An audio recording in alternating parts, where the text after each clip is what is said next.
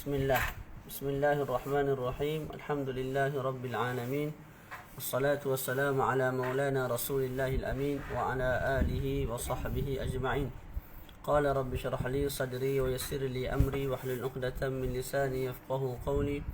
Nawaitu ta'allum wa ta'lim wa tadhakkur wa tadhkir wa naf'a wal intifa' ifadata wal istifadata wal hasanata musuki bi kitabillah wa sunnati rasulih sallallahu alaihi wa alihi wa sallam wa dilalata 'ala al-huda ibtigha'a mardatihi wa thawabihi wa qurbihi subhanahu wa ta'ala. Assalamualaikum warahmatullahi wabarakatuh.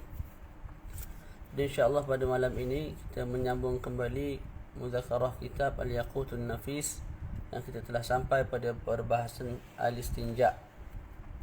Jadi diletakkan perbahasan al-istinja selepas bab an-najasah kerana di sisi mutaakhirun al-istinja min qabili izalatin najasah. Al-istinja'u min qabili izalatin najasah. Dia tidak dikatakan sebagai izalatun najasah, tapi min qabil, dia itu seolah-olah izalatin najasah. Kerana apa kita sebut begitu? Kerana istinja dibenarkan dengan batu dan juga dengan air. Adapun izalatun najasah hanya dibenarkan dengan air.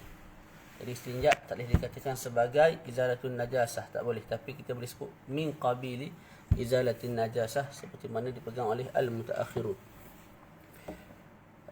Kemudian bab an-najasah dan juga bab istinja diletakkan selepas bab wudu, untuk sebagai isyarat kepada harus seseorang itu berwuduk dulu. Tak. Selepas wuduk tu barulah dia basuh kemaluan dia, kemaluan dia dan juga basuh najis yang ada pada badan. Contoh Zaid, bahu dia ada tahi kambing, tak, kat kemaluan dia ada tahi dia lah.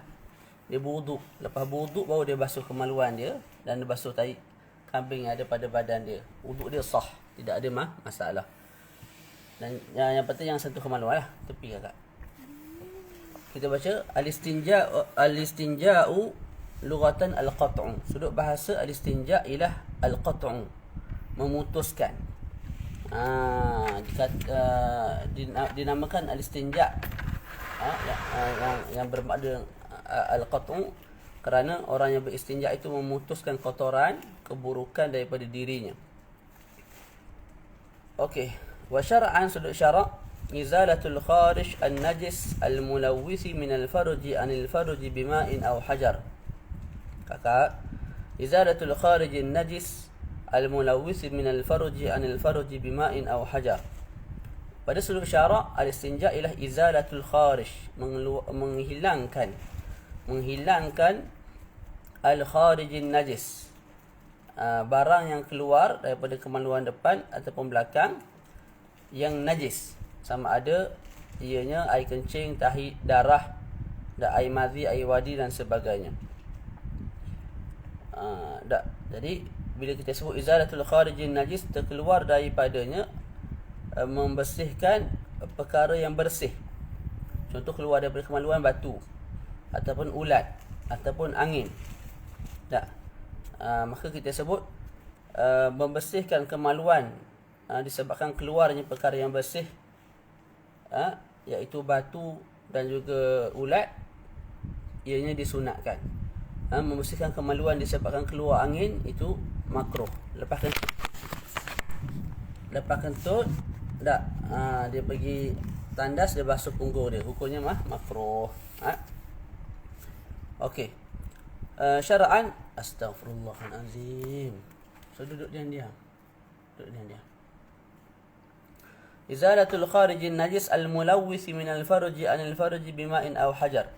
Izalatul kharij an-najis, menghilangkan sini.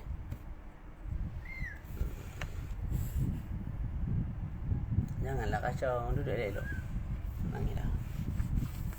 Izalatul kharijin najis al-mulawwith min al-farji anil farji, menghilangkan najis yang keluar, al-mulawwith yang mengotorkan,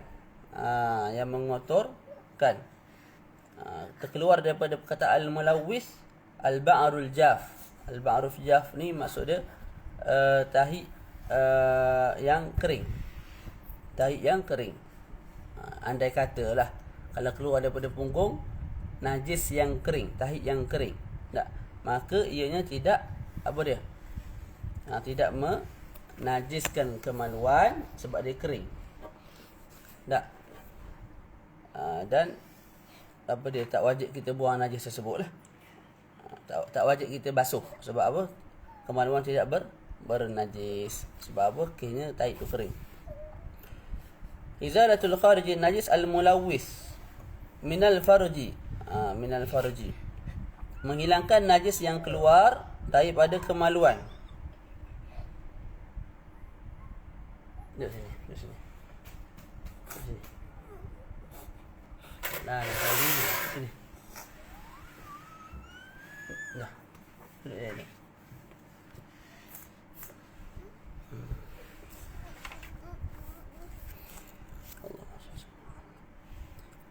Minal farji, menghilangkan najis yang keluar itu tak.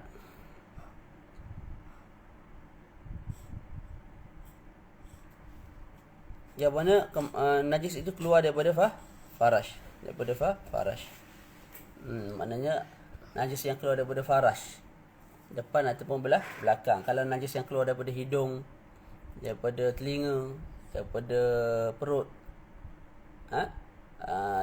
Ketika itu kalau kita hilangkan najis itu yang keluar daripada hidung, daripada telinga tu, kita tak panggil istinja, kita panggil izalatun najasah. Sebab apa?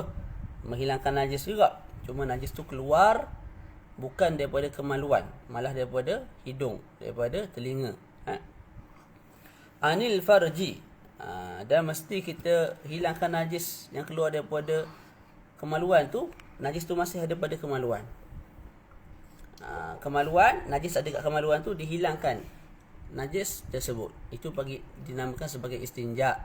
Kalau kita kencing, najis kencing tu dah ada kat kaki, kita basuh kaki, air kencing tu daripada kaki kita, itu tidak dinamakan sebagai istinja, nama dia izalatun najasah. Ada orang berak, kemudian tahi dia tu kena kat kaki dia, dia basuh tahi tersebut, namanya izalatun najasah, tidak dipanggil sebagai al-istinja. Boleh? Bima'in aw hajar, kita hilangkan najis yang keluar daripada kemaluan itu dengan air ataupun dengan batu. Boleh? Okey. Terus itu yang lain tu boleh baca dah tu. Tu Syekh ada tambah sikit. Kita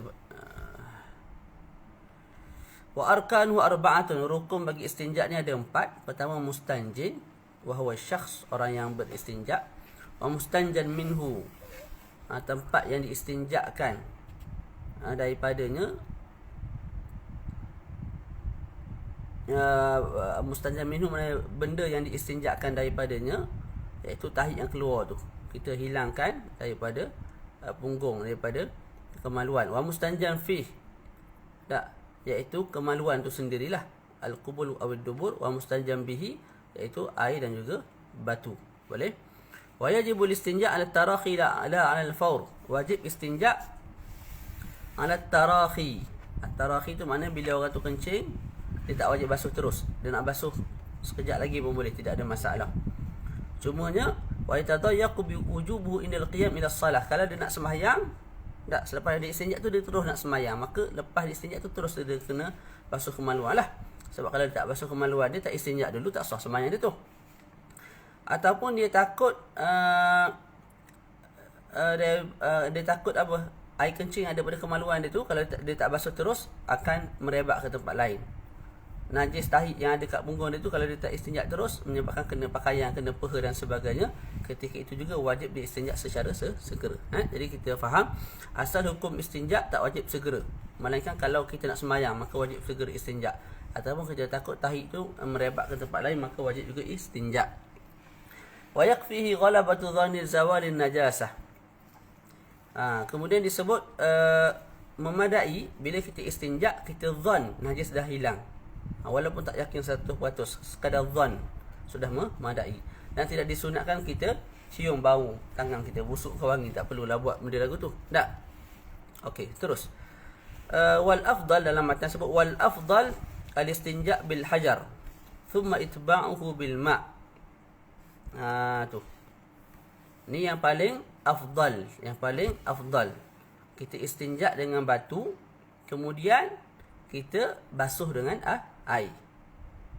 Jadi ada orang berak, lepas dia berak tu dia ambil batu atau ambil tisu lah, lap punggung dia. Tak. Kemudian bila dia lap dengan tisu, air najis dah hilang. Kemudian dia basuh pula dengan air. Air menghilangkan kesan najis. Okey, untuk dapat kelebihan ini memadai ketika mana dia sapu kemaluan dia tu, dia guna benda najis. Contoh dia berak keluar tahi lah. Kemudian dia ambil tahi lembu, dia lap punggung dia. Dia lap tahi dia dengan tahi lembu. Ala kulli hal, lepas tu hilang zat najis.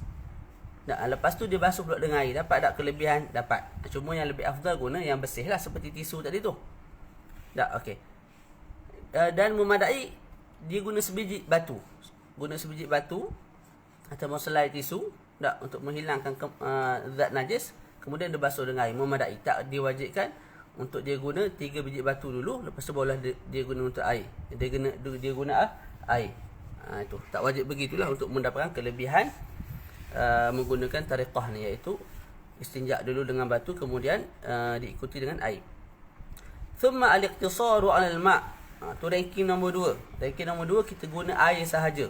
Sebab air ni boleh menghilangkan zat dan juga sifat najis. Tu. Itu ranking nombor 2.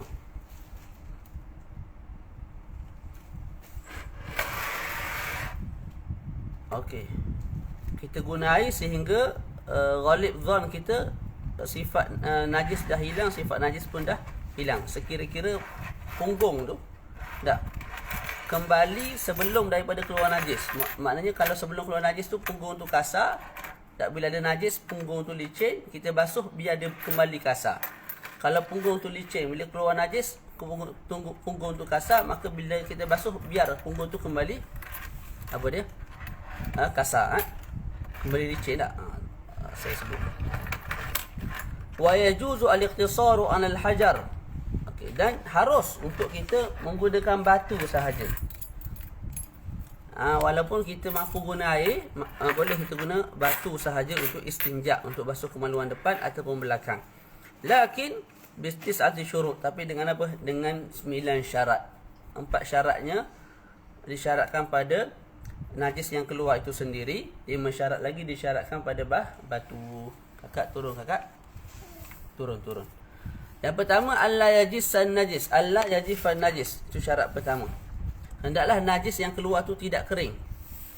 Kalau najis yang keluar tu kering keseluruhannya ataupun sebahagiannya, maka wajib kita guna air. Tak boleh dah nak guna batu ataupun adik-beradik batu seperti tisu, seperti kain, tuala dan sebagainya.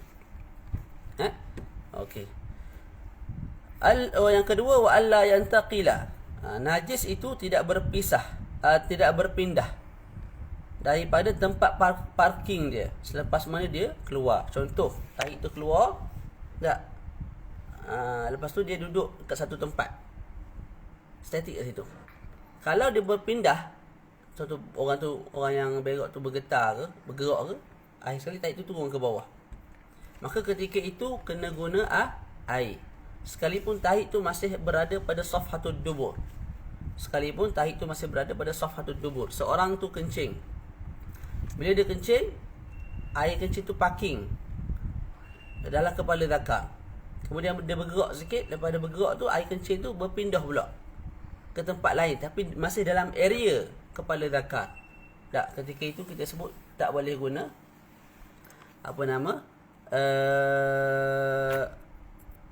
tisu, tak boleh guna batu, kena guna air. Walaupun najis itu masih dalam kemaluan, masih dalam area kepala zakar, ya. Kerana apa? Kerana dia telah berpindah daripada tempat dia tetap. Mula-mula keluar, dia parking. Bila dia parking, tiba-tiba dia berpindah pula ke tempat lain, walaupun masih dalam area kepala zakar. Tak, ketika itu kita sebut disebabkan dia dah berpindah, kita kena guna air, tak boleh guna batu. Ustaz, kalau najis itu berpindah disebabkan kita pusing najis itu dengan batu ketika mana kita nak bersihkan najis tersebut. Kemaluan, kita sapu dengan batu tak? Jadi bila kita sapu dengan batu, air kencing tu berpindah tak? Berpindah lah. Tak? Sebab kita guna batu. Jadi air kencing tu berpindah sikit. Ketika itu tidak ada masalah lah. Sebab nak tahu memang kita guna batu tu, kita gerak batu tu. Bila kita gerak batu, air kencing tu pun turut bergerak. Jadi dia berpindah. Tidak ada masalah. Kekal kita boleh guna apa? Guna air, guna tisu untuk istinja. Yang ketiga, wa an la yatra'a alaihi akharu. Tidak jatuh ataupun tidak terkena ke atas najis yang keluar itu, sama ada air kencing ataupun tahib, sesuatu yang lain selain daripada peluh. Tak? Sama ada sesuatu yang lain yang kena ke atas itu najis ataupun benda yang bersih. Tu.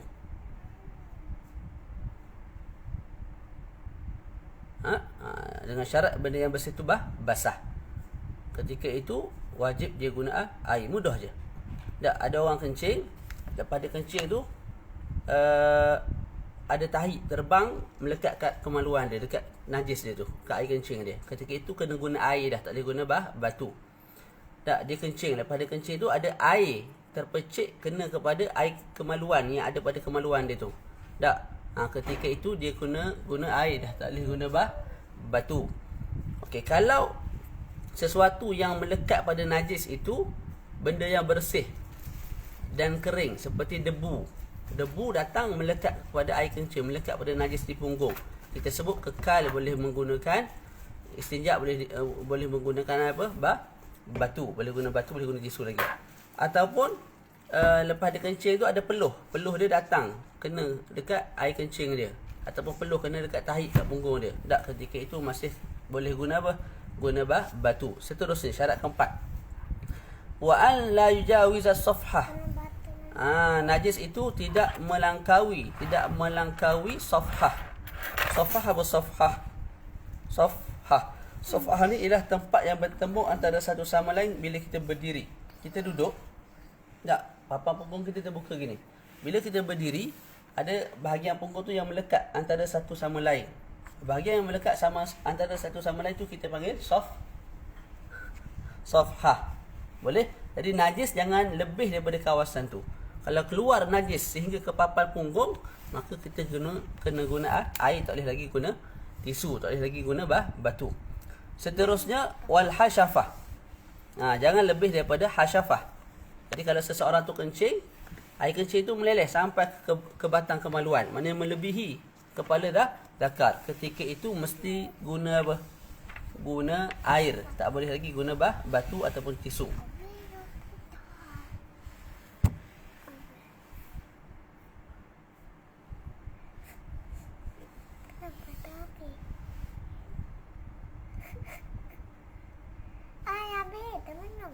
Tak pernah ambil baca ni. Okey. Seterusnya wa an yakuna bi salasi masahat. Mesti sapu 3 kali sapu. Tu sekurang-kurangnya mesti 3 kali sapu. Tak, jadi contoh ada air kecil sikit je. Memadai ambil satu tisu, sekali sapu dah hilang najis. Tak, hilang najis tu makna hilang zat najis. Hilang zat najis. Hilang apa? Hilang zat najis. Ketika itu kita sebut kena tambah lagi 2. Mesti cukupkan 3 juga. Walaupun sekali itu dah menghilangkan zat najis, ya, sekalipun bila kita sapu sekali itu dah menghilangkan zat najis, mesti tambah kali kedua dan kali ketiga. Boleh? Okey. Kalau 3 kali masih belum bersih, kita sapu sekali masih belum bersih, kali kedua basuh sapu sekali, 2 kali, 3 kali, lepas 3 kali sapu masih belum bersih, wajib tambah kali keempat, wajib tambah kali kelima, wajib tambah kali keenam. Okey, bila kali keenam tu tak, tempat tu dah bersih, maka sunat kita tambah kali ke-7, ambil ganjil. Kali ketiga tak bersih, kita tambah kali keempat, kali kelima dah bersih. Tak, ketika itu tak perlulah tambah kali ke-6, sebab kita dah duduk pada tempat yang ganjil, iaitu yang ke-5. Boleh? Jadi disebut oleh Syekh an yakuna bi salasi masahat, mesti 3 kali sapu. Maknanya walaupun kita menggunakan satu batu. Ni batu ada 3 penjuru. 1, 2, 3. Tidak ada masalah. Yang penting 3 kali sapu. Dengan 3 penjuru. 1, 2, 3. Memadai. Bukan mesti 3 biji batu, tak. Satu tisu besar. Tak. Sapu yang pertama daripada hujung ni. Sapu yang kedua hujung ni pula. Sapu yang ketiga daripada hujung ni. Selesai. Tidak ada masalah. Walaupun daripada satu tisu. Jadi kita ambil iktibar dengan apa? Dengan sapuan. Dengan sapuan bukan dengan bilangan biji batu. Okey. Dan disyaratkan setiap kali sapu mesti nak kena macam tadi ke? Jangan buat. Sabar. Wa yajibu an ya'umma bi kulli mashatin al-mahalla kullah. Fala yakfi aqal min al-thalath wa in hasal inqa' bi dhalika al-aqal. Okey. Diwajibkan setiap kali sapu mesti menyeluruh pada tempat keluar najis. Contoh ni punggung. Tak. Setiap kali sapu mesti kena semua. 1, 2, 3. Tak boleh 1 tepi, 2 tengah, 3 tepi ni. Tak boleh. Sebab nak dianggap sebagai 3 tu mesti kena semua. 1, 2, 3. Kalau kita ambil 1 sini, tak, 2 kat tengah, 3 kat tepi, itu baru 1 kat tepi ni, 1 kat tengah, 1 kat belah sini. Dan kita sebut 3 tadi, bukan 1. Kamu buat ni 1. Dia jawab balik, saya buat 3. Tak, kamu buat 1 bukan 3. 3 tu bila tambah 1, 2, 3. Tapi kalau kira balik bahagian yang mula-mula ni, baru sekali. Hak tengah baru sekali. Hak sini baru sekali. Jadi nak tak nak mesti setiap kali sapuan kena semua tempat. Boleh dianggap sebagai 3 sapuan. Boleh tak? Yang keenam, syarat yang keenam, ayyunkil mahal. Ayyanqal mahallu. Mesti tempat tu bersih. Mesti tempat tu apa? Bersih. Dengan sapuan, dengan 3 kali sapuan tersebut. Maksud bersih ni apa? Maksud bersih ni, sapu kali pertama, kali kedua, kali ketiga, zat najis dah hilang. Zat najis dah hilang. Boleh. Itu makna dah bersih. Bukan sapu sehingga hilang bau, hilang rasa, tak. Sehingga hilang semua sifat najis, tak. Sekadar hilangkan zat. Sekadar hilangkan zat, dah dikatakan tempat tu dah bersih. Maknanya kalau bawa sembahyang, tengah-tengah sembahyang tiba-tiba bau busuk, tak, disebabkan mungkin musim panas, lepas tu berpeluh, menyebabkan peluh tu pergi kepada kemaluan, punggung ataupun depan, akhir sekali bau tai, bau, tidak ada masalah, dimaaf. Sebab apa? Ketika istinja tadi kamu dah buang zat najis. Tak? Tu. Yang ketujuh, ayakun al-mamsuh bihi tahira. Mestilah batu yang kita gunakan batu yang bersih. Jadi tak boleh kita sapu kemaluan dengan najis. Ambil tahi lembu kering, tak najis kita, tak boleh. Tak. Elok-elok. Faham dalam syarat untuk kita guna batu sahaja, mesti batu tu bersih. Tapi untuk kita dapatkan fadilat, gabungkan istinja dengan batu dan juga air, guna batu kemudian diikuti air, nak dapat fadilat tu memadai batu yang kita guna tu ialah batu yang bernajis. Seperti tahi lembu, memadai dah untuk dapat fadilat. Tapi untuk guna batu sahaja mesti batu tu bersih. Kalau guna batu yang kotor, istinja tak sah, sembahyang tak sah. Tu kena faham dengan baik. Yang ke-8, ayakuna qali'an, mesti batu yang kita gunakan batu yang boleh menarik najis. Batu yang boleh menarik najis. Ni adik-adik batu ni, dia boleh menarik najis. Kalau kita guna apa? Kalau kita gunakan cermin, contohnya cermin, kita buat gini, dia boleh tarik najis tak? Tak. Dia meleceh sekali, terhabur dekat punggung tu tarik. Jadi mesti guna satu perkara yang boleh menarik najis. Yang seterusnya, wa an la yakuna muhtaraman kama mar. Tak boleh gunakan batu yang mulia.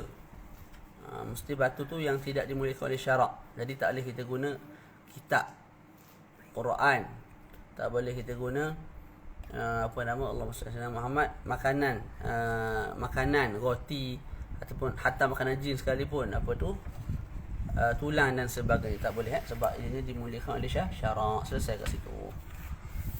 Khatimatun fi adabi qada'il hajah. Nak baca tak ni? Cuba respon sikit. Ada qada' hajat ni nak baca ke ataupun terus nak dalam syarah Mu'nis. Dalam syarah Mu'nis ada satu tajuk lain lah yang tidak ada dalam kitab Al-Yaqutun Nafis. Kita baca Okey. Muka surat 92 tu. Khatimatun fi adab qada'il hajah yundabu li dakhilil khala' an yuqaddima yasarahu wa an yuqaddima yaminahu linsirafihi anhu bi aqsil masjid.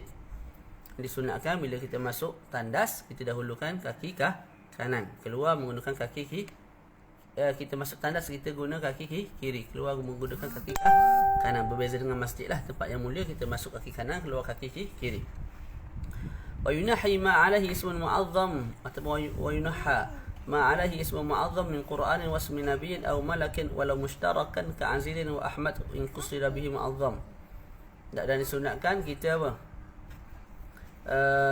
menjauhkan barang-barang yang ada padanya nama-nama yang mulia, seperti Quran, seperti nama Nabi, nama malaikat, walaupun nama itu berkongsi antara Allah Ta'ala dan juga manusia. Contoh Aziz, nama Allah Ta'ala. Manusia pun ada nama Abdul Aziz.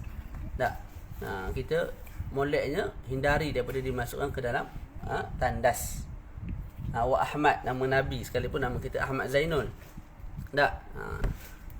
Bila kita dilarang bawa masuk ke dalam tandas benda-benda tu, kalau nama tadi tu nama yang berkongsi tu lah, antara manusia dengan Nabi dan sebagainya, kalau kita qasatkan itu ialah nama Nabi.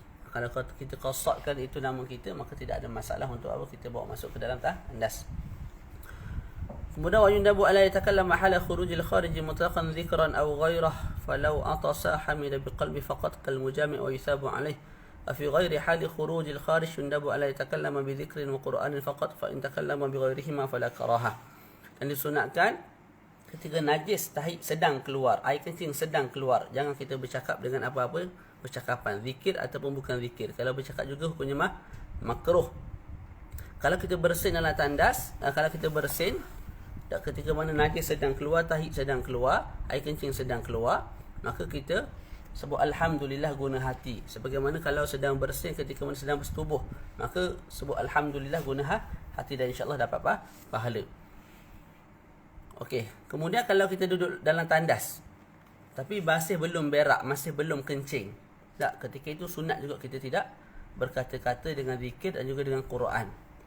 Dan kalau kita berkata-kata selain daripada dengan zikir ataupun dengan Quran, maka hukum tidak makruh. Jadi dibezakan antara hukum berkata-kata ketika najis tahid sedang jatuh, sedang keluar, mana sedang berak sungguh, air kencing sedang keluar. Ketika itu makruh kalau kita berkata-kata, sama ada dengan zikir ataupun tidak. Tapi kalau kita duduk dalam tandas, kita tak bercakap-cakap. Yang kita duduk dalam tandas, najis sebelum kita duduk dalam tandas tapi kita belum berak, belum kencing, ketika itu makruh kita bercakap dengan zikir ataupun Quran. Makruh, tak haram. Kalau kita bercakap selain daripada zikir ataupun Quran, sembang dengan member guna telefon, hukumnya tidak makruh. Dan disunatkan kita yastatir, kita menjauhkan diri ketika buang air besar, buang air kecil daripada pandangan mata orang. Juga kita yastatir, tutup ketika mana kita kencing dan berak daripada pandangan orang lain. Wa alla yaqdiya hajatahu fi, jangan kita kencing dan berak di air yang mubah, air yang diharuskan, yang bertakung selagi mana ia tidak banyak seperti laut. Kalau air itu mubah, makna air yang harus kita ambil seperti air sungai, air laut, dia itu bertakung dan dia banyak, air itu banyak macam sungai, macam laut kan. Ketika itu tidak ada masalah lah. Yang tak boleh kita kencing ataupun dilarang kita kencing pada air yang bertakung, tapi dia tu tak seperti tak banyak sangat air dia dalam tong itu, rupanya dia bersih syarak. Wa mutahaddatsin ghairi mamlukin li ahad, nak baca gitu ke sesa? Boleh dah. Wa mutahaddatsin ghairi mamlukin li ahad, juga makruh kita kencing dan berak ataupun qada hajat lah di tempat orang bersembang, yang mana tempat tu tidak dimiliki oleh sesiapa. Kalau dimiliki oleh orang lain, hukumnya haram. Wa tariqin masluk, jalan yang sentiasa dijalani oleh orang, selalu orang lalu, makruh kencing berak kat situ. Juga makruh qada hajat bawah pokok yang dia miliki, ataupun milik orang lain tapi dia tahu kalau aku berak kencing pun orang tu tak marah, hukumnya makruh. Berbeza kalau orang tu marah, maknanya kita kencing dan berak di bawah pokok orang lain yang berbuah dan kita tahu orang tu akan marah, orang tu tak redha, hukumnya haram. Wa alla yastaqbila 'ain al-qiblah wa la yastadbiraha in kana fi mahallin ghairi mu'addin li qada'il hajah wa kana hunaka satirun. Ini hukum apa? Hukum kencing dan berak menghadap ke ainul qiblah, menghadap ke kiblat dan membelakangi kiblat. Kita sebut ada tiga perincian.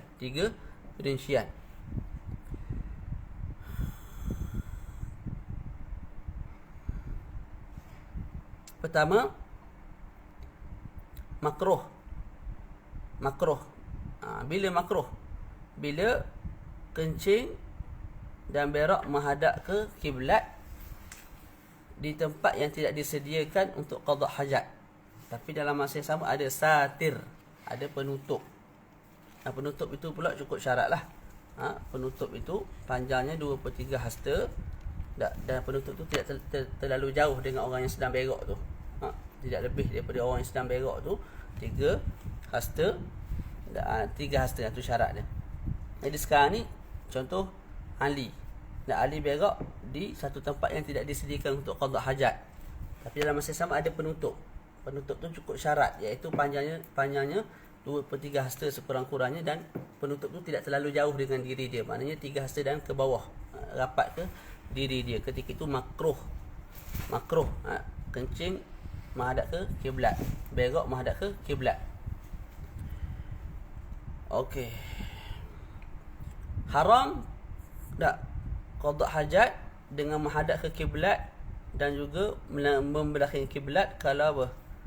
Kalau tempat tu tidak disediakan untuk qada hajat, dalam masa yang sama tidak ada satir, satir penutup. Kemudian yang ketiga, hukumnya apa? Tidak makruh dan tidak haram kita menghadap kiblat ketika mana kencing dan berak kalau kita kencing di tandas, di tempat yang disediakan memang untuk kencing dan berak. Macam tandas yang ada hari ni lah, tandas awam ke RNR ke, ikutlah tandas rumah kita ke. Jadi dalam tandas kita tu memang betul-betul kita menghadap kepada kiblat, tidak makruh. Haram juga tidak haram. Sebab apa? Memang tempat tu disediakan untuk berak dan kencing. Dan bila kita masuk tandas, sunat kita baca Allahumma inni a'udzubika minal khubuthi wal khaba'ith. Bila keluar kita sebut ghufranak alhamdulillahillazi azhaba 'anil adza wa 'afani. Dan sunat istinja menggunakan tangan kiri, makruh guna tangan kanan. Dan sunat kita i'timad menggunakan jari usta, jari tengah ketika mana kita istinja, menggunakan air, ketika mana berberak lah. Jadi ketika mana selepas kita buang air besar, sunat kita bersihkan punggung kita, dubur kita dengan apa? Dengan tangan apa ni? Jari tengah. Itu bukan kita guna air lah.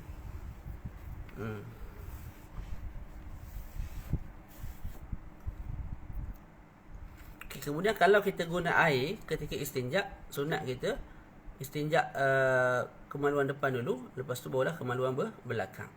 Tapi kalau kita guna batu, sunat kita dahulukan istinja belakang dulu, dubur dulu, barulah kemaluan depan, barulah air kencing.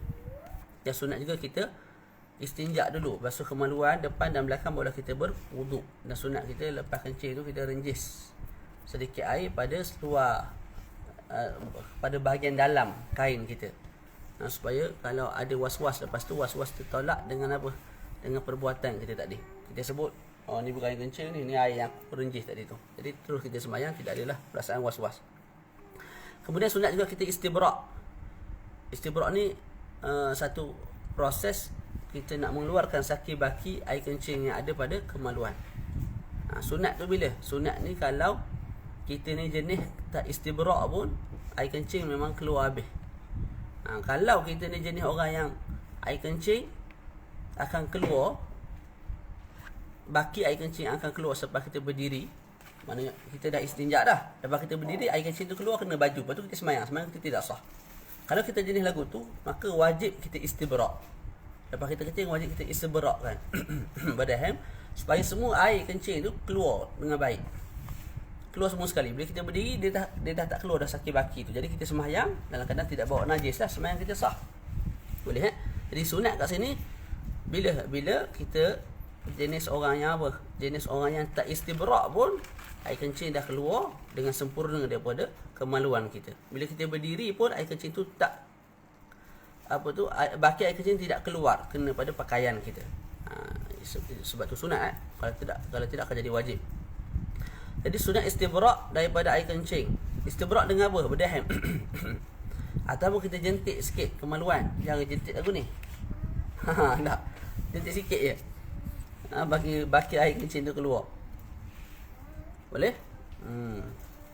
Kemudian disunatkan juga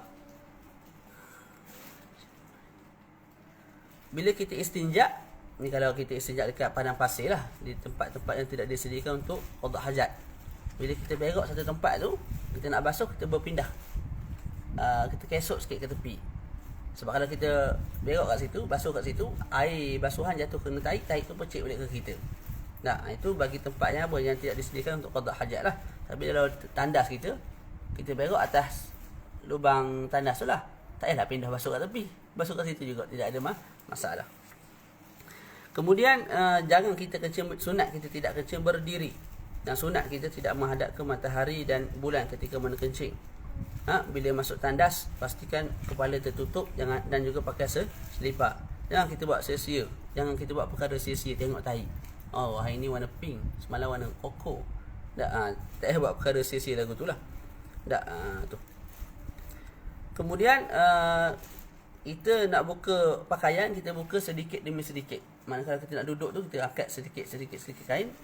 Barulah kita buang air besar. Jangan angkat terus. Duduk dalam bilik, angkat dah. Lepas tu baru ke tandas. Itu kurang comel lah. Begitu juga bila lepas kita istinja, nak lepas tu, jangan lepas terus. Kita bangun, lepas sikit. Bangun, lepas sikit. Bangun, lepas sikit. Okey, begitu. Mudah. InsyaAllah. Kita masuk bab at-tayammum pula. Baca sikit lah bab tayammum ni. Sikit lagi. Kita ambil setengah jam lagi. 10 suku kita berhenti. Kejap. Jadi sekarang ni kita dah masuk at-tayammum. Bab at-tayammum. At-tayammum juga termasuk bawah maqasidut taharah. Cuma maqasidut taharah yang berkait, yang tercapai dengan turab, dengan debu. Sebelum ni kita bincang maqasidut taharah yang apa? Yang tercapai dengan air, wuduk, mandi dan sebagainya.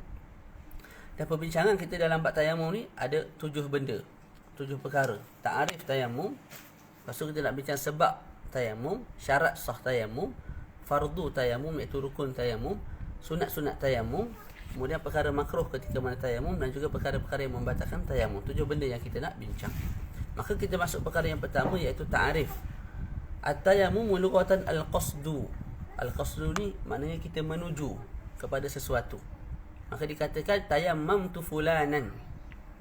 Tayammamtu fulanan maknanya ai qasadtuhu, aku tuju kepada dia, aku pergi kepada dia, aku nak kepada dia. Itu sudut bahasalah.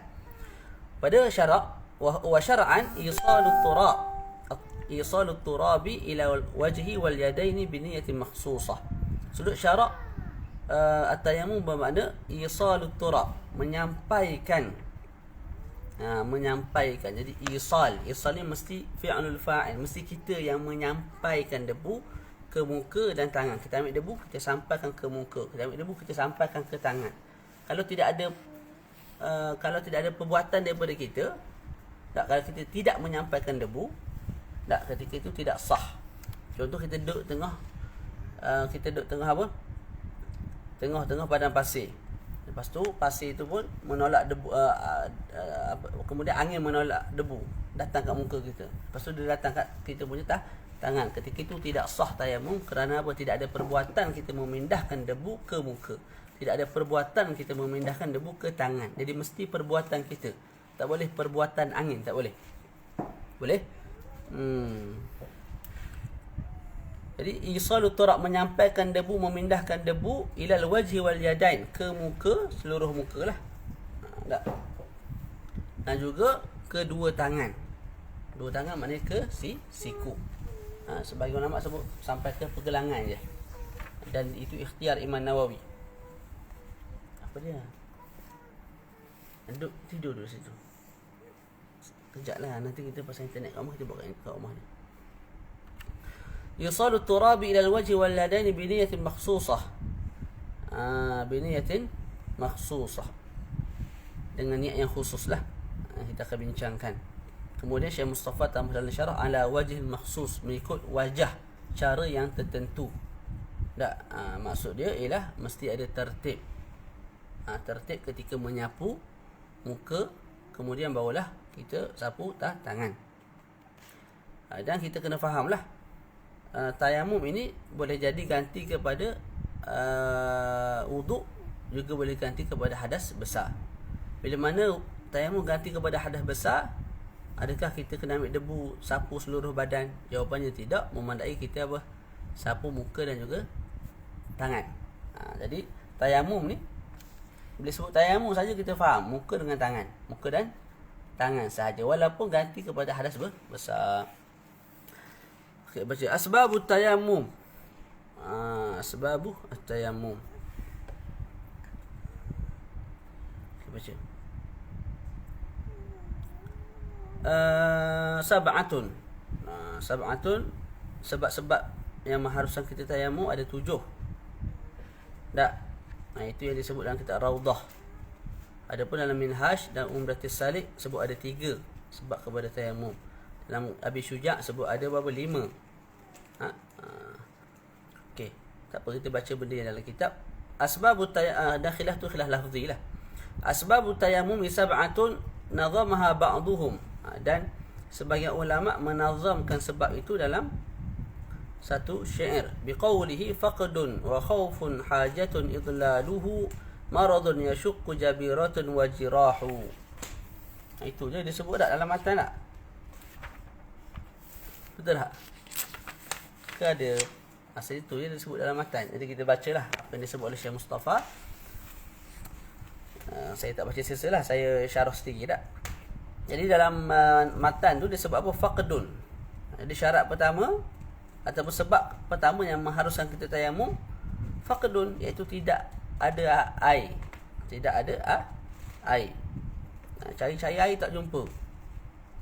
Bab cari air ni akan dibincangkan nanti. Bila tidak ada air dan cukup syarat dia, maka kita boleh bertayamum. Yang kedua, khaufun. Takut. Kita takut. Takut apa? Takut kalau kita ambil air, kita mati. Contoh antara kita dengan air tu ada harimau. Jadi kalau kita nak pergi ambil air, tak ada ambil air, kita kena apa? Kena mamuh ke harimau tu lah, mati dulu. Ataupun kita nak pergi ambil air, kat tengah-tengah tu ada ISIS. Jadi takbir bismillahirrahmanirrahim, sembelih orang ni. Tak. Ketika itu kita boleh tayamum kat rumah. Tak perlulah kita nak keluar untuk ambil air. Sebab apa? Sebab ada al-khauf, ketakutan ke atas nyawa kita, ke atas nyawa anak-anak kita. Begitu juga kalau kita takut terputus daripada rufqah. Rufqah ni mana kawan-kawan yang sama-sama bermusafir dengan kita. Contohlah saya bermusafir dengan 5 orang kawan. Sampai satu tempat kita nak berwuduk, air tak ada. Kalau aku cari air, maka aku akan ditinggalkan oleh kawan-kawan aku ni. Kawan-kawan aku akan terus bermusafir dan ditinggal aku seorang-seorang cari air. Dan saya pula jenis orang takut seorang-seorang.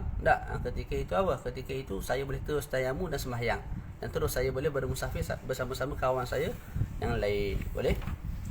Asbab besar, sebab yang ketiga disebut dalam matan hajatun. Hajatun maknanya ada hajat kepada air. Kita ada air. Tak cuma air tu kita nak guna untuk apa? Untuk memberi minum kepada apa? Kepada hayawan yang muhtaram, kepada binatang ataupun kepada hayawan ni syai'un dzu hayah. Mana satu zat yang ada nyawa lah, sama ada manusia ataupun binatang. Jadi kita ada air kat rumah, cuma air tu nak digunakan untuk bagi makan bini, bagi minum anak, tak. Kemudian nak bagi minum binatang ternak, yang mulia lah. Apa dia hayawan muhtaram, hayawan yang mulia. Apa dia hayawan yang mulia? Hayawan yang haram dibunuh. Maka terkeluar daripadanya kafir harbi, orang yang murtad, orang yang tinggal sembahyang selepas disuruh oleh pemimpin, ataupun naik pemimpin. Orang yang meninggalkan sembahyang selepas disuruh oleh imam untuk dibunuh. Maknanya dia tinggal sembahyang, lepas tu orang suruh sembahyang tak nak juga, pemimpin suruh bunuh lah. Hudud.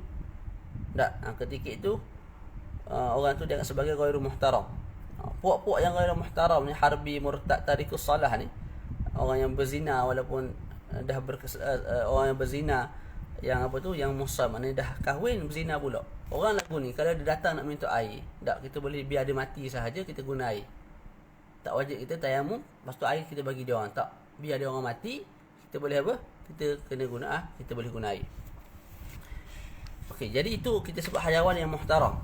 Jadi sekarang ni kita ada air, cuma kita ada air tu dihajati oleh apa dia?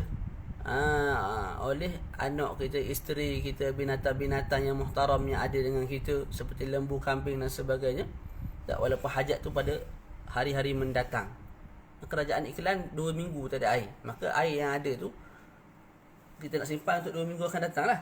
Maka 2 minggu lah kita boleh bertayamum. Boleh.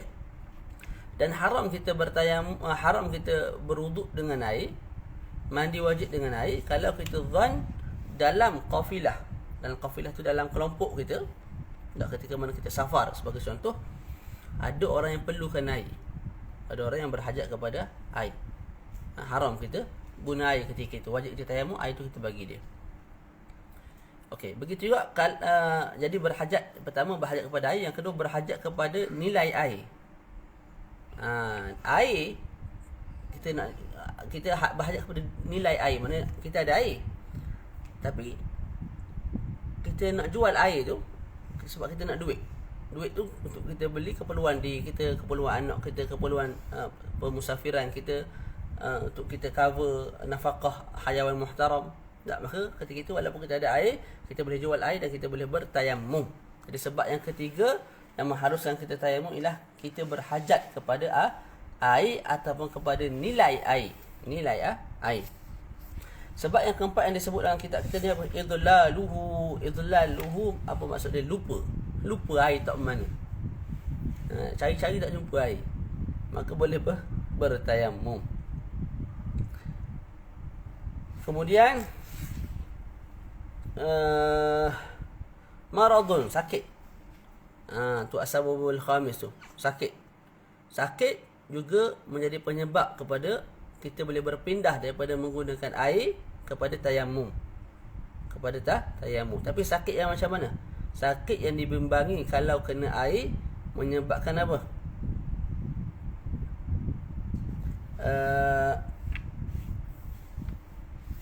Menyebabkan sakit. Maksud dia apa? Asal tak sakit, bila guna air jadi sakit. Tu. Maka kita boleh tayamum tak payah guna air. Ataupun kita dah ada satu sakit, kalau kita guna air, sakit tu bertambah. Sepatut 70%, rasa sakit naik 100%. Sebab apa? Guna air. Ketika itu juga kita boleh berpindah kepada tayamum, tak payah guna air. Ataupun lambat sembuh. Kalau guna air, doktor sebut sakit kamu ni akan 3 minggu baru sembuh. Kalau kamu tak guna air, kamu tayamum, seminggu sembuh lah. Ketika itu juga kita boleh guna apa dia? Debu, tayamum. Ataupun kita takut bila mana kita guna air menyebabkan kesan buruk pada anggota yang zahir. Anggota yang kelihatan ketika mana kita bekerja, muka kita, tangan kita. Itu anggota zahir. Anggota batin, perut, bahagian-bahagian yang kita tutup ketika mana kita bekerja.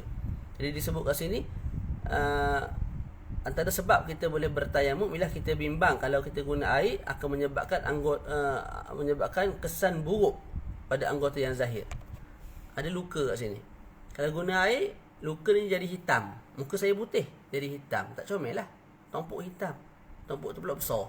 Kalau tumbuk kecil sahaja, itu tidak ada masalah lah, kena guna air tak boleh tayamum. Ataupun saya hitam, kalau guna air kat sini akan jadi putih. Comel nampak lagu tu? Tak comel lah. Ketika itu saya boleh berpindah kepada tayamum. Tayamum. Boleh. Ustaz, kalau ada kat batin, kat perut, ada luka, kalau guna air, badan dia putih, lepas tu ada tumpuk hitam sebab dia guna air ketika mana mandi wajib. Ketika itu kekal kena guna air. Sebab apa? Sebab kesan buruk itu berada pada batin. Orang lain tak tengok lah. Boleh?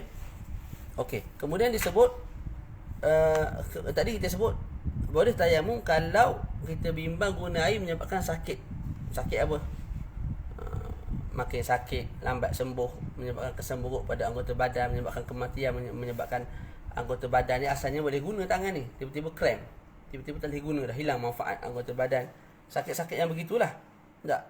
Maka kita boleh berpindah daripada air kepada tayamum. Okey. Nak tahu sakit tu betul-betul berlaku ataupun tidak, memadai apa? Kita berpegang kepada tajribah. Tajribah ni sebelum ni aku pernah buat dah guna air. Memang sakit ni bertambah. Maka kali ni aku dapat sakit yang pertama, aku terus guna debu. Boleh tak? Boleh di sisi Imam Ibn Hajar. Imam Ramli sebut tak boleh berpegang kepada tajribah. Ataupun kita berpegang kepada kalam tabib. Doktor pakar. Dia sebut kalau guna air menyebabkan kesan hitam kat sini. Kalau guna air menyebabkan apa? Kamu ni lambat sembuh. Kalau guna air menyebabkan apa?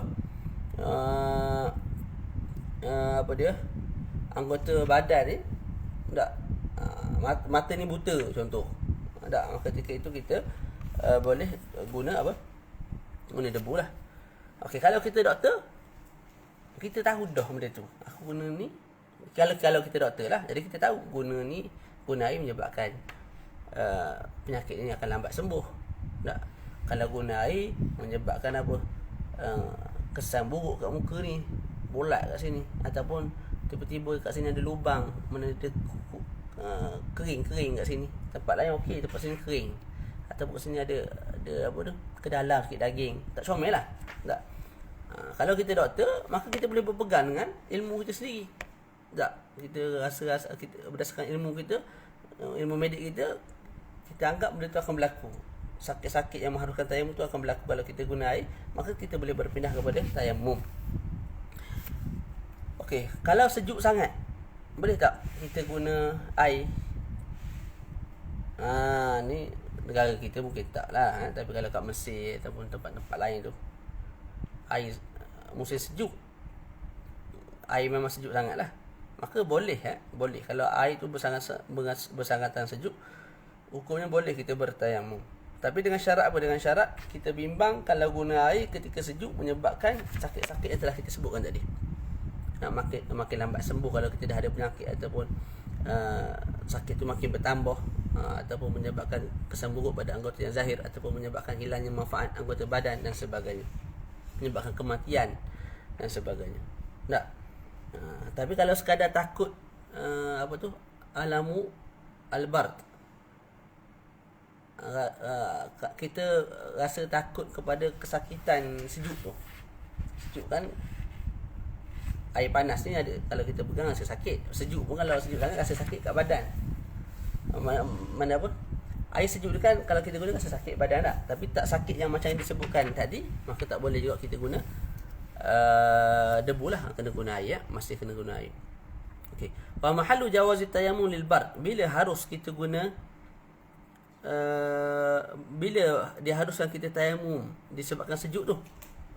Bila tidak ada benda yang boleh memanaskan air. Kalau ada perkara yang boleh memanaskan air, api ke apa, tak bolehlah kita nak bertayamum. Sebab apa? Air kita panaskan, kita berwuduk. Tak? Okey. Ataupun ada perkara yang boleh memanaskan air. Tak? Tapi tidak ada perkara yang boleh mengelak badan kita daripada air tersebut. Tak yudafi bihil a'dha ni, tidak ada alat yang boleh memanaskan badan kita. Difayah. Jadi saya ulang, tempat diharuskan kita bertayamum disebabkan kesejukan ialah bila mana tidak ada alat yang boleh memanaskan air, ataupun alat memanaskan air itu ada, cuma kita tidak ada alat untuk memanaskan badan. Tak ada difayah. Difayah ni mana pemanas. Aircon ni penyejuk. Ada juga alat yang dinamakan sebagai difayah, pemanas. Kat sini tak dijual lah. Tapi dah, mungkin ada lah, wallah alam. Tapi dekat-dekat ni ada, dekat apa, dekat tempat-tempat sejuk seperti kamera tu ada benda tu dipakai ya. Okey. Bila seseorang tu cukup syarat, contohlah saya berada pada tempat sejuk, lepas tu tak ada api untuk memanaskan air, lepas tu difayah pun tak ada, maka saya boleh bertayamum tak? Dan saya sembahyang. Kita sebut walaupun begitu nanti kena qada balik sembahyang tersebut Allah. Okey, selesai syarat yang kelima. Sebab yang kelima. Sebab yang keenam, maradun yasyuqu jabiratun. Jabirah. Jabirah ni apa dia? Asbab besar dia jabirah. Pada badan kita ada jabirah. Jabirah ni kain lah. Jabirah ni apa? Kita panggil apa? Kalau kita luka, kita balutan. Jabirah ni balutan. Ataupun kalau kita luka, kita letak krim tu juga dipanggil sebagai jabirah kat sini. Ataupun kita letak simen, itu jabirah belaka tu. Jadi kat anggota badan kita ada jabirah. Ada jabirah. Kita nak berwuduk, jabirah ada kat tangan. Kita nak mandi wajib, jabirah ada kat tangan, kat peha. Tak? Dalam masa yang sama kita tak boleh syabut. Kalau kita boleh syabut, wajib kita syabut lah. Dan kita basuh tangan kita macam biasa, mandi wajib macam biasa. Sekarang ni doktor sebut jangan syabut. Kalau syabut beri mudarat pada diri kamu. Boleh tak? Maka kita tak boleh syabut lah. Lepas tu nak buat lagu mana? Fayaghsil as-sahih wa yatayammam 'anil 'alil wa yamsah kullal jabira bil ma'in akhadhat min as-sahih syai'ah wa illa fala yajibu masquha. Ni masalah ni agak rumit ni. Saya nak habiskan juga asbab tayammum ni. Kita kena bacalah. Cara dia bila ada jabirah di badan kita, cara dia nak buat lagu mana? Tepi kakak, habis tak duduk ni. Sejuk ke kak? Kita ikon ni. Sekejap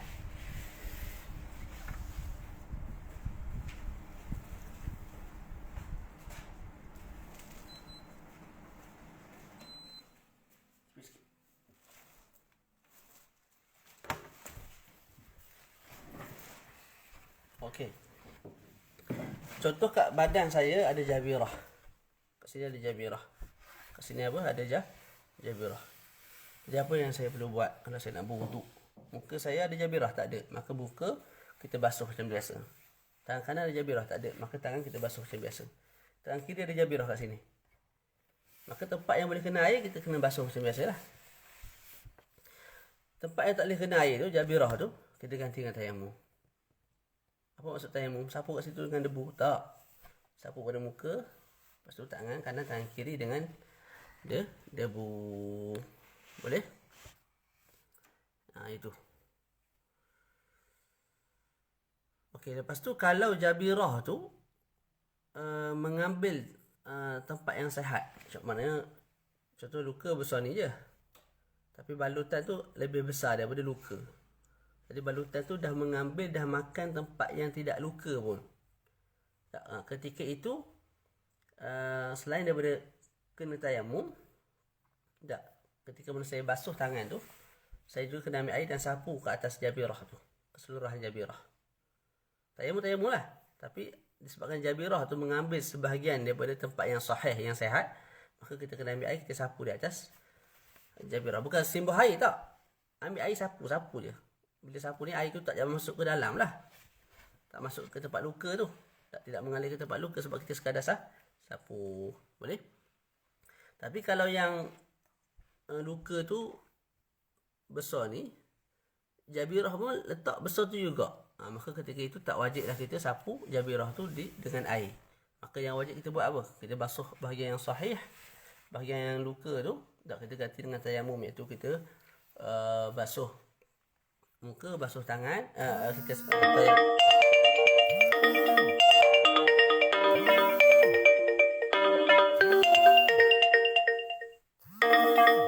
tak suara orang telefon?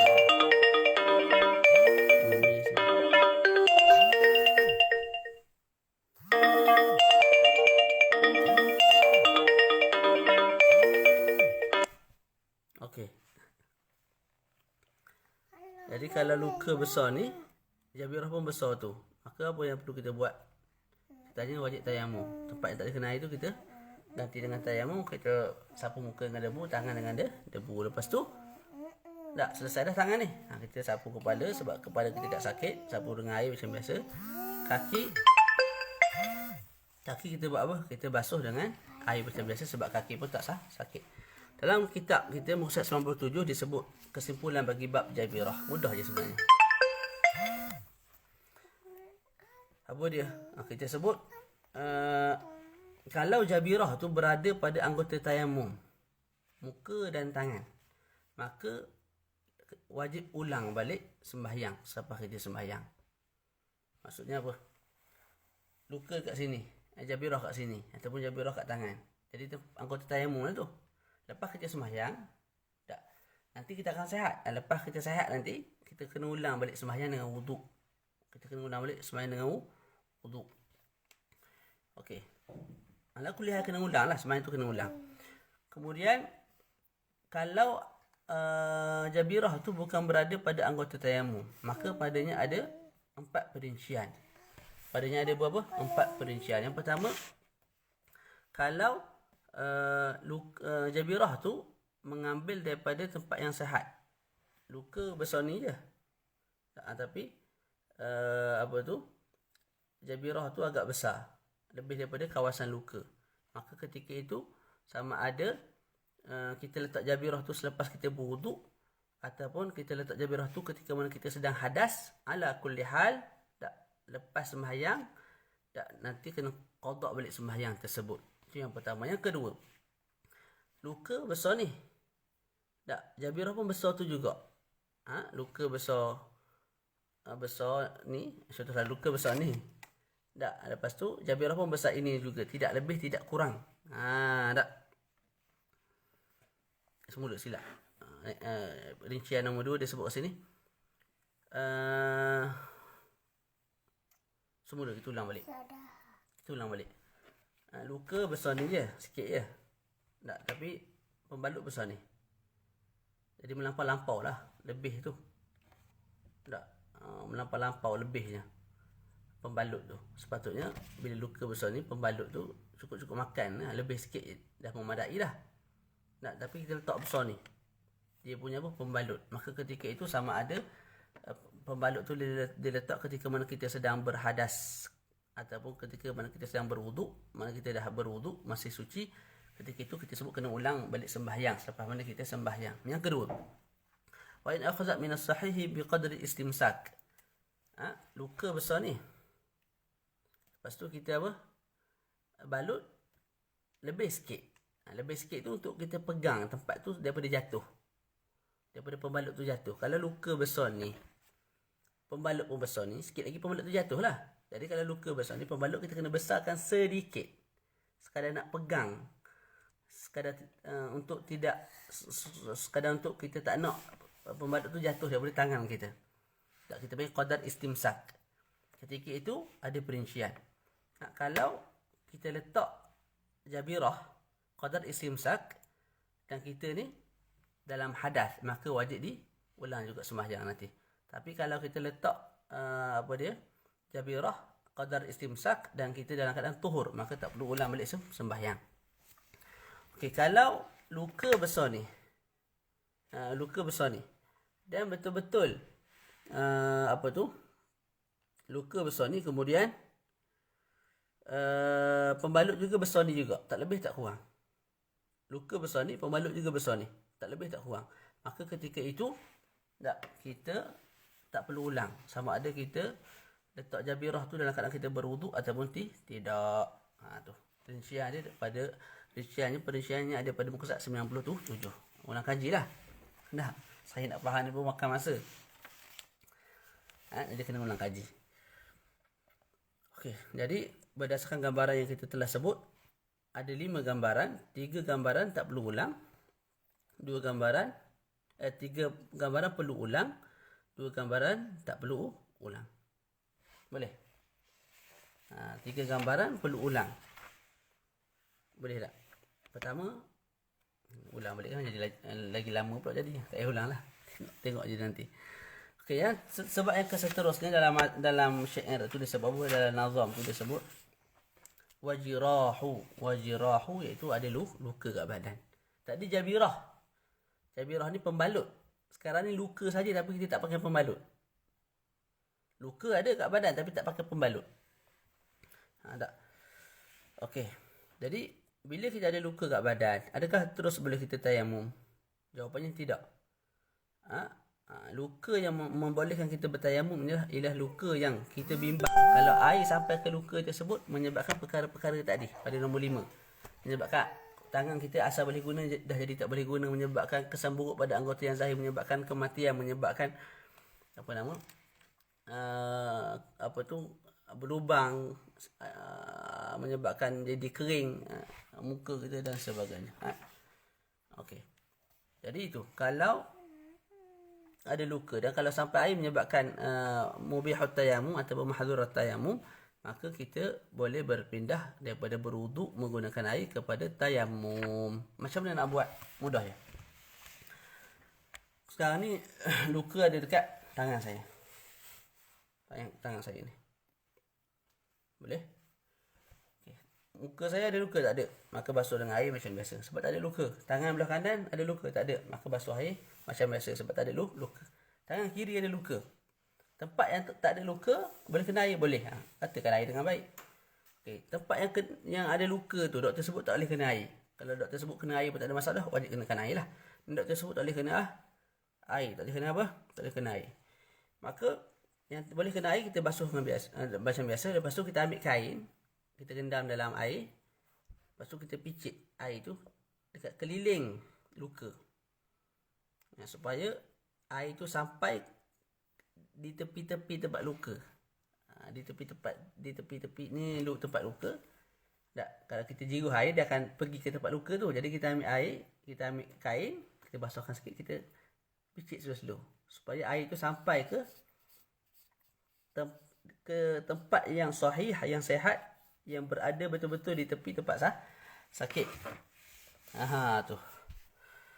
Boleh.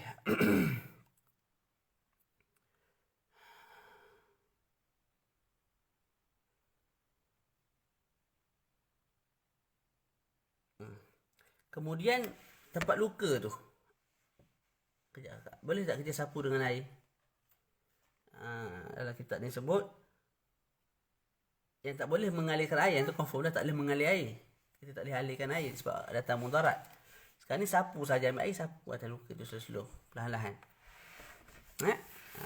Maka padanya ada perincian lah. Kalau kita takut mudarat, mensapu air pun datangkan mudarat, maka tak wajib lah, malah haram kita sapu air. Tapi kalau tidak mendatangkan mudarat, maka sunat tak wajib. Sunat kita sapu air di atas tempat luka tu. Boleh? Perincian dalam kitab Syekh Mustafa ni baguslah. Okey, kemudian kalau luka tu berada pada tempat tayamum, macam sekarang ni contoh kita buat, luka ada kat tangan. Tak, selain daripada kita sunat sapu air sunat lah kalau tidak menyebabkan mudarat. Kalau menyebabkan mudarat tak boleh. Okey, selain daripada tu wajib kita sapu dengan debu. Tempat luka tu wajib kita sapu dengan debu sebab dia tu anggota tayamum. Maka tempat tu dah tak boleh kena air, kita ganti dengan tayamum tak? Kita tayamum, muka, tangan kat sini pun seluruh ni kena sapu dengan debu lah. Termasuklah seluruh tu. Ni bahagian ni yang luka tu kita juga kena sapu dengan debu. Boleh? Okey, kalau dengan debu pun tak boleh, doktor tak bagi, maka tak payahlah sapu. Maka tak payahlah sapu dengan debu. Sebab apa? Kalau sapu dengan debu datangkan mudarat. Cumanya bila kita tak sapu dengan debu, maka tangan kita ni tayamum tak sempurna, wuduk tak sempurna sebab ada yang tak kena air. Tadi ada Ustaz, tadi kena air Ustaz, tadi sapu. Syarat nak sah kena basuh. Kita basuh, tak basuh datang mudarat kalau basuh. Jadi tempat tu kita tak basuh dengan air, satu. Jadi wuduk tak sempurna. Debu kena tak? Tak boleh kena debu, doktor tak bagi. Maka tayamum ganti pada wuduk pun tak sempurna. Maka ala kulli hal kena ulang. Sebenarnya kena ulang balik sebab apa? Dua-dua tak sempurna. Wuduk dan juga tayamum. Ya Allah, ya Allah. Okey, selesai kat situ kot, insya-Allah. Panjang pembahasan tayamum ni. Kita baca sikit lagi.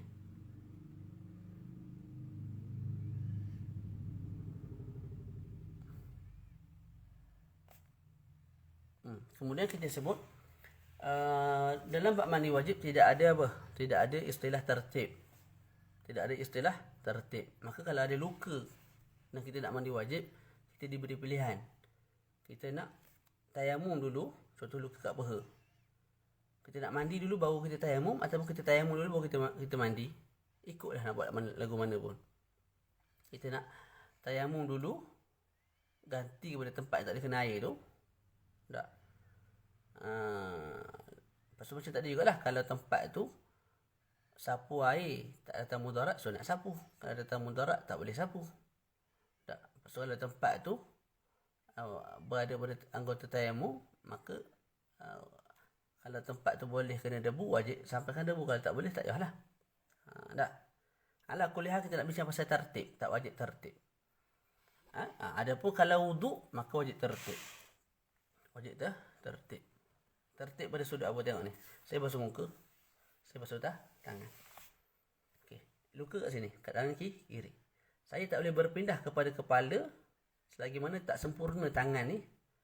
Beberapa perkara. Pertama, saya basuh benda yang sihat. Lepas tu bahagian luka tu, saya ganti dengan tayamum. Lepas tu, kalau tempat luka tu boleh alirkan air, boleh sapu air, sunat saya sapu. Boleh? Okey, selepas selesai saya basuh bahagian sahih, yang sihat, yang luka tu pula saya cover dengan tayamum. Ketika itu dah selesai dah bahagian tangan ni, barulah kita boleh berpindah kepada, saya boleh berpindah kepada kepala. Boleh. Lepas tu baru kaki. Jadi tak boleh kalau saya basuh bahagian sihat, lepas tu bahagian yang tak kena air tu saya tak ganti dengan tayamum. Terus saya sapu kepala, lepas tu basuh kaki. Lepas basuh kaki barulah saya tayamum. Tayamum tu untuk apa? Untuk cover tempat yang tak boleh kena air. Kalau begitu tidak sah. Sebab apa dia akan jadi lagu ni? Solah berwuduk. Syarat solah berwuduk ialah basuh muka. Lepas solah basuh muka, solah basuh sapu kepala. Lepas sapu kepala, solah buat apa? Basuh kaki. Lepas solah basuh kaki, barulah solah basuh tangan. Sah dah wuduk begitu? Tak sah sebab tidak ada tertib. Sebab apa dikatakan begitu? Sebab tangan tak sempurna lagi.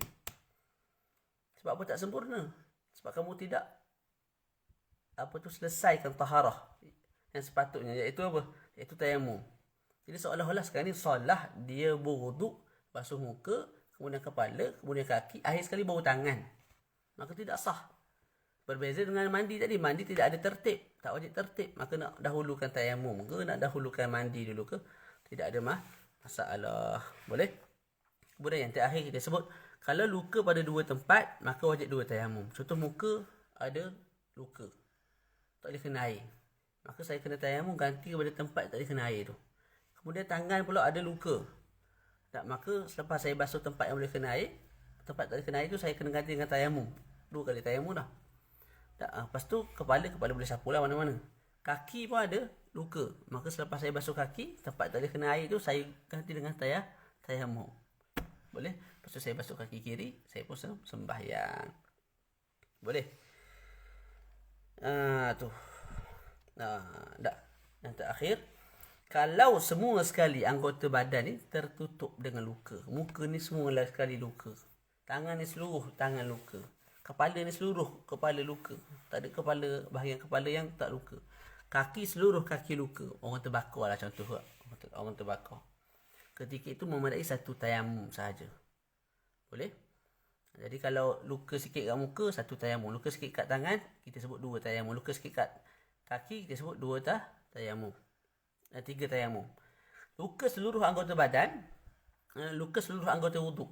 Luka seluruh anggota wuduk tu mana seluruh muka ni luka, seluruh tangan ni luka, seluruh tangan luka, seluruh kepala luka, tak ada tempat pun yang sahih, seluruh kaki luka. Ketika itu memadai satu tayamum. Boleh? Okay, bab tayamum ni memang susah, jadi saya minta ulang kaji lah. Ulang kaji. Saya nak faham makan masa, makan hari lah. Jadi nak yang mendengar pun kena ulang kaji lah. Kita sekadar berharap daripada syarahan ustaz terus kita faham 100%, itu bermakna kita buat keputusan dalam hidup kita untuk tidak akan faham selama-lamanya. Agama, belajar agama ke belajar benda lain rasanya sama juga. Memang kena ada ulang kaji sendiri. Kena iktimat fahamnya pada syarahan guru, lepas tu balik tak ulang kaji, jawapannya tidak ke mana-mana. Saya sebut kenyataan lah. Saya bukan nak tarik orang jadi ramai peminat, ramai orang dengar.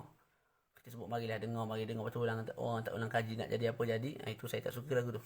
Kita sebut hakikat. Nak datang Mesir boleh. Cuma Mesir ni tempat sedap lepak. Mak ayah tak tahu. Mesir ni tempat sejuk. Kalau tidur tak rasa pening. 24 jam tidur tak ada masalah. Mesir ni kuliah tak wajib pergi. Kamu boleh lulus walaupun tak pergi kuliah. Tu kalau tanya saya tentang Mesir. Saya cerita keburukan, saya cerita kebaikan. Saya bukan jenis cerita kebaikan, lepas tu orang pergi, orang Mesir. Tolak dalam tu hala. 4 tahun duduk Mesir tak belajar benda. Tak, saya bukan jenis lagu tu lah. Benda baik, benda yang kita ada, benda baik kita tunjuk. Benda yang buruk yang kita ada, kita jadikan sepadan dan kita minta orang lain jangan buat lah. Boleh? Tujuan kita mengajar bukan nak cari peminat. Bukan nak cari peminat. Allah Rabbi. Boleh? Jadi saya minta sangat ulang kaji. Saya kena laju sikit syarah. Sebab kalau satu-satu betul-betul memang sikit sangat. Kalau jadi semuka je, step pondok. Boleh buat step pondok. Bismillahirrahmanirrahim. Yundabu. Yundabu ni fa'al mudhari'. Dia tu mabni lil majhul. Mana dia punya naib fa'il? Bincang pula lah naib fa'il. An yuqaddima, an masuk pada yuqaddima, an tu al masdariyah. Yuqaddima ni fa'il boleh ubah jadi apa dia? Masdar. Maka an yuqaddima tu jadi taqdim. Ianya jadi naib fa'il kepada yundabu. Tak selesai kita. Boleh tak? Saya boleh buat, tak nak buat. Sebab saya belajar kat Mesir pun begitu. Dia akan jadi panjang masa. Jadi benda tu kita boleh belajar nahwu. Bila belajar fiqh kita baca je lah. Baca. Tapi kita tahulah. Ni masuk sebab apa. Ni tak kedai lagu mana apa. Semua kita tahu. Sebab sedikit tu. Itu style saya lah. Dia kalau kita mengajar dalam masa sama kita masukkan benda-benda ilmu lain tu molek juga. Tak ada masalah. Cuma makan masa tu lah. Masalah makan masa dan orang tak sabar. Orang tak sabar.